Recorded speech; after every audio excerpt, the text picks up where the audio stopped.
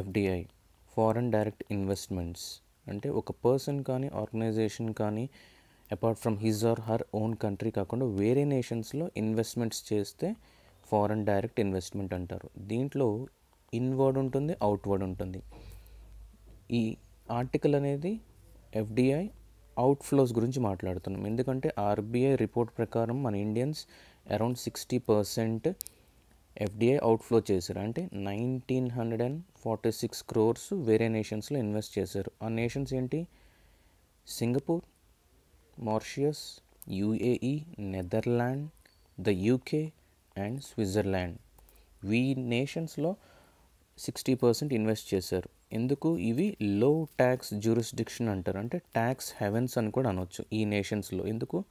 Constant tax జ్యూరిస్డిక్షన్స్ ఉంటాయి కాబట్టి.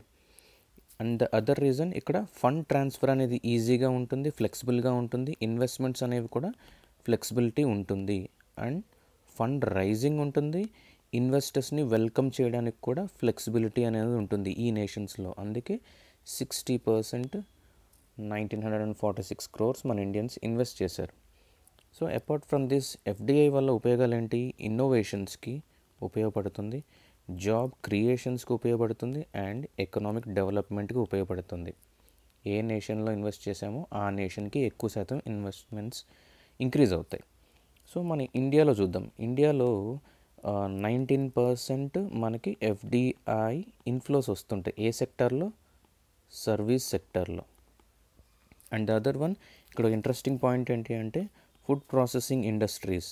దీనికి మన గవర్నమెంట్ 100% ఎఫ్డిఐ ఇన్ఫ్లోస్ని వెల్కమ్ చేస్తుంది అనమాట. అందుకే చూడండి ఇక్కడ 2025లో ఈ ఫుడ్ ప్రాసెసింగ్ ఇండస్ట్రీస్లో ఎంప్లాయ్మెంట్ని ఎలా జనరేట్ చేయొచ్చు, ఆపర్చునిటీస్ ఎలా అంటే as we can mention here foreign direct investment inflows which authorises 100% direct investment through government. And 2016లో చూస్తే కనుక ఇది ఎఫ్డిఐ గురించి అడిగింది.